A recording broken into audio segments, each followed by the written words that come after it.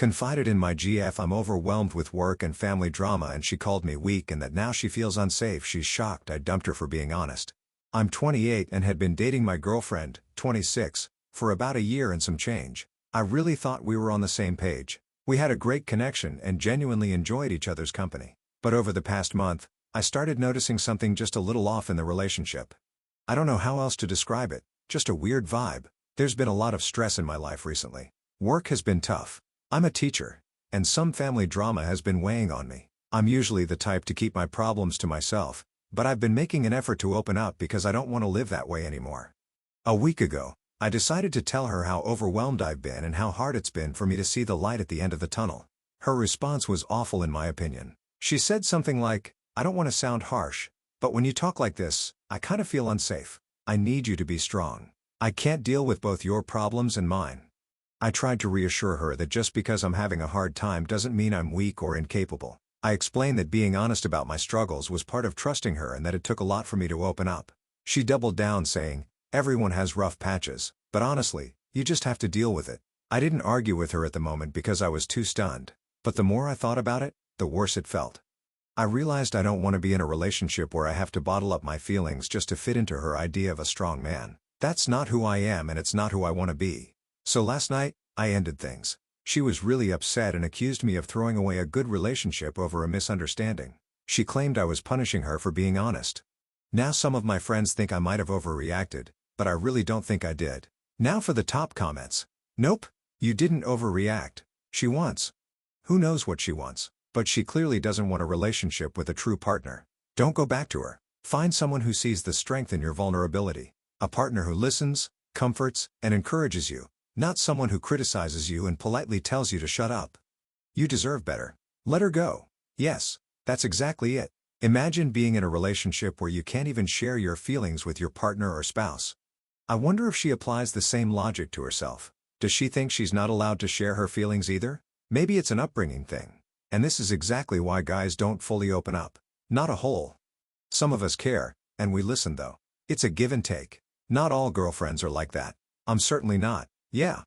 I tell women that if their boyfriend or husband is emotionally closed off, they should ask themselves if they're the kind of person who truly wants to hear it. Because maybe he's that way due to reaction like Opie's girlfriends or because his vulnerability was used against him in previous relationships. Next story. Am I the a-hole for telling my wife I did not hide from her that my sister was in fact my stepsister? My wife and I have been married for 3 years and together for 7.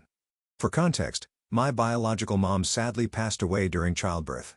And a couple of years later, my dad married my stepmom who had a 1-year-old daughter.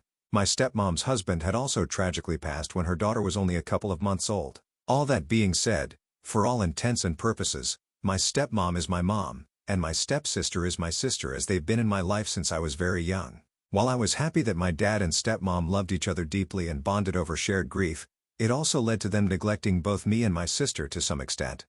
Ever since kindergarten, my sister and I have had to rely on each other a lot, which has created a strong bond that continues to this day. My wife is friends with my sister and has always thought our sibling bond was sweet. However, last week, she found out that my sister is technically my stepsister, and she freaked out. She asked why I had hidden this from her for so long. I explained that I hadn't hidden anything.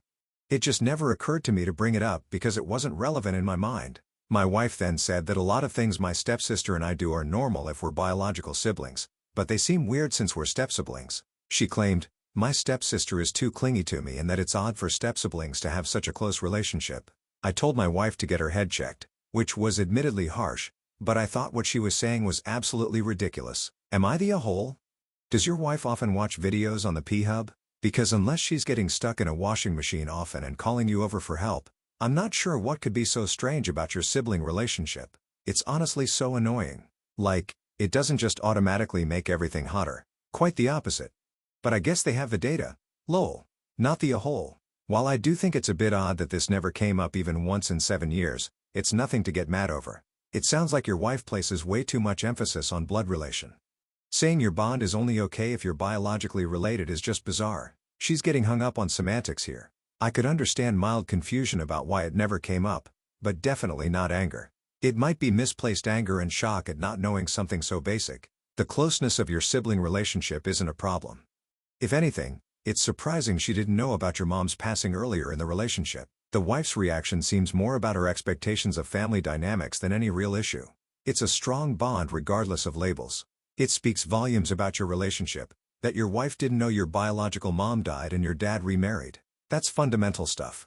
My wife and I know everything about each other's histories. There's literally nothing left to say. I find it odd that you two never discussed this before, but, hey, that's probably why you're dealing with such a strange reaction now. Next story. Am I the a-hole for not dropping out of a house party despite it making my ex's new fiancé uncomfortable? My ex, 27 male, and I, 26 female, split 2 years ago. We met through my best friend who worked in the same theater as him at the time. The reason we broke up was that he felt the relationship wasn't working anymore. It was pretty amicable. I didn't put up a fight or anything. But I strongly believe there was no reason for us to stay friends. That always caused us problems. However, I'm still friendly with his friends and exchange pleasantries if I run into his parents. We live in a pretty close-knit environment. Don't ask me how, but most of my friends and his either went to the same university, share a common hobby, or just happen to overlap socially. As a result, we see each other once or twice every couple of months. My ex has a fiancée now, and I'm happy for them. I've never met her, and until now, I don't think that mattered. We're all adults, or so I thought. One of his closest friends, Peter, recently bought a house. I'm friends with Peter's girlfriend, so we were both invited to the housewarming. I didn't think much of it, but yesterday, my ex texted me out of the blue after a year of no contact. He was polite, but asked if I could skip the housewarming since he was bringing his fiancée, and she would feel uncomfortable. His wording struck me as odd, so I called him. During the call, he explained that his fiancée feels uncomfortable being around me and thinks I sometimes intrude into their social gatherings to prove I'm better than her to his friends. Hearing this made me mad. I asked him how exactly I was doing that since we aren't friends, and I stopped hanging out with the circle after our breakup to avoid making things awkward for him. I pointed out that any mutual friends I've maintained are people I grew close to independently, and their opinions of her have nothing to do with me. My ex explained that 2 of his friends don't like or respect his fiancée and think she's an airhead. This includes Peter. Even his parents share the same view. He suggested that my presence exacerbates this issue. I told him that's not my fault his friends or family hold those opinions and that it sounds like he's being a spineless boyfriend. I firmly told him Peter and his girlfriend are my friends and that I would be attending the housewarming. His relationship issues aren't my responsibility. After the call, I blocked him. Later, his fiancée sent me a long text apologizing but also accusing me of being vindictive. She claimed it shouldn't matter to me whether I skipped the housewarming and asked me to respect her and avoid causing drama. I didn't respond and blocked her as well. My friends are furious with my ex, but I haven't told Peter or his girlfriend about any of this yet. I'm starting to wonder if I could have handled the situation differently. Am I the a-hole? Now for the comments. You were not the a-hole here. You're allowed to go to a friend's party, and it's not your responsibility to manage their insecurities. If I were OP, my responses to X would be blunt and probably brutal along the lines of, if your fiancée is uncomfortable, it is her responsibility as an adult to remove herself from that situation. Considering, first of all, that she did not do that, and secondly, thought it was okay to have you call your ex and demand she nags on an accepted invite? I am beginning to get why your friends do not like her, but I am in a hole. EP should probably not listen to me. That's far more polite than I would have been. My response would be, not my problem. Your girlfriend is immature and childish. Her insecurities are your problem, not mine, and I don't care. See you, not the a-hole. But you should tell Peter and his girlfriend, your ex and his fiancé are pricks. It is not your job to manage their emotions or insecurities. If she's uncomfortable, then she should stay home. I agree. Peter should be told before the ex has a chance to spin this and make Opie the bad guy. Peter is one of those people who doesn't like her. Our circle is mainly filled with people who mix within a certain type of bookish thinking. Plus, Peter and another of my ex's friends think she is anti-intellectual. Most of my ex's friends are like that. Theater people are really pretentious a-holes. Peter doesn't like her more because he thinks my ex was stupid to break up with me and couldn't handle it if I was doing better than him. Their friendship is already on thin ice, and I don't want to be the reason it breaks. You won't be the reason. The ex and girlfriend will be the reason. Next story. Am I the a-hole for refusing to let my girlfriend drive my car because she's totaled 2 cars before? I, 24 male, recently bought my first nice car, a 2019 Mazda 3.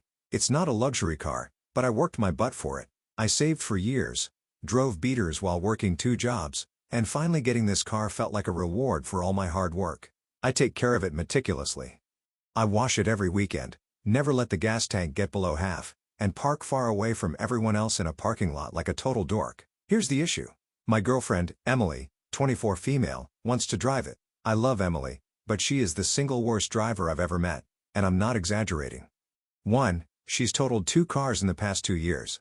The first was because she misjudged the distance while merging on the highway. The second, she reversed into a light pole in an empty parking lot. 2. She tailgates like crazy. I've had to tell her multiple times to back off from the car in front of us when I'm in a passenger seat because it feels like we're going to crash. 3. She admitted she doesn't like paying attention while driving because it's boring. I wish I were kidding. I let her drive my old car once, a 15-year-old Civic I wasn't too attached to, and she managed to scrape it pulling into a gas station. After that, I said I'd never let her drive my car again, and we both kind of laughed it off. Now that I have this car, she keeps asking to drive it. At first, it was playful. Stuff like, "Let me take it for a spin," and I just said no with a laugh. But recently, she's been getting more annoyed. She says things like, "Do you act like I'm going to crash it or something?" And well, yeah. The other day, while driving to dinner, me driving, obviously, she brought it up again.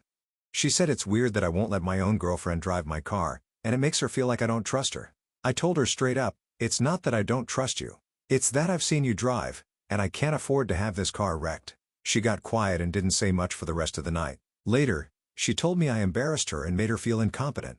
I said I wasn't trying to embarrass her, but she has totaled 2 cars. She said I should get over it because accidents happen and that I'm being controlling. Now she's retaliating by not letting me use her PC, claiming I might break it even though I've never done anything to warrant that. I honestly think it's childish. Am I the a-hole? My sister has been in 7 car collisions. None her fault, not even when she destroyed our mom's garage. It jumped out at her. Some people really don't understand driving. Like your girlfriend, some people will contrive any reason not to be at fault. Consider whether she does this in other areas of her life. Is she ever at fault for anything that goes wrong? Is she capable of admitting responsibility in any context? And, of course, not the a-hole. I would never entrust anyone I cared about to be driven by this person. I find it hard to believe that someone who says they find paying attention while driving boring isn't awful in other ways. But you do you, I guess. The thought of someone driving a 2-ton missile and not paying attention because it's boring is terrifying. Not the a-hole. Not only is she a bad driver, but she refuses to take any responsibility. Both of her major accidents were entirely her fault, but you should get over it. You'd be crazy to let her drive. Given her retaliation with her PC, you also need to evaluate whether you'd be crazy to stick with her. Yeah, I'd question staying in a relationship with someone who doesn't like paying attention while driving and has crashed multiple times. She doesn't respect her own life and certainly doesn't respect anyone else's. She's a risk to herself and others, and that should be a major turnoff. Last story. Am I the a-hole for refusing to share my homemade meals with my roommate's boyfriend? I, 25 female, have a roommate, Sarah, 26 female, who recently started dating this guy, Tom, 28 male. I cook most of my meals from scratch because I enjoy it, and it's cheaper and healthier for me. Sarah's fine with it, and occasionally, I'll share leftovers with her when I make extra. No problem. Lately, though, Tom has started coming over more often, almost daily, and has been helping himself to my food. He doesn't ask, doesn't contribute groceries, and never says thank you. At first, I didn't say anything because I didn't want to be rude, but last week, I came home to find he'd eaten an entire portion of food I'd prepped for my next day's lunch. I finally confronted Sarah about it and told her I didn't appreciate Tom eating my food. She brushed it off, saying he's just comfortable here and that it's not a big deal. I told her it is a big deal because I budget and plan my meals, and if he's eating my food, he throws everything off. I made it clear I wouldn't be sharing anymore and asked her to let Tom know. Fast forward to yesterday, I made a pot of chili, and Tom came over while I was out. When I got back, a big chunk of it was gone. I was furious and told Sarah this was exactly what I was talking about, and it needed to stop. Sarah said I was overreacting and called me stingy for not sharing food when it's just a couple of bites. Spoiler, it's not. I told her I'm not her boyfriend's chef and that I don't owe him free meals. Now things are tense, and Sarah's acting like I'm the bad guy. Tom hasn't said anything directly, but I can tell Sarah told him because he's been giving me the cold shoulder. I'm starting to feel guilty, but I don't think I'm wrong for wanting boundaries here. Am I the a-hole? Not the a-hole, period. Tom sounds like an a-hole and a mooch.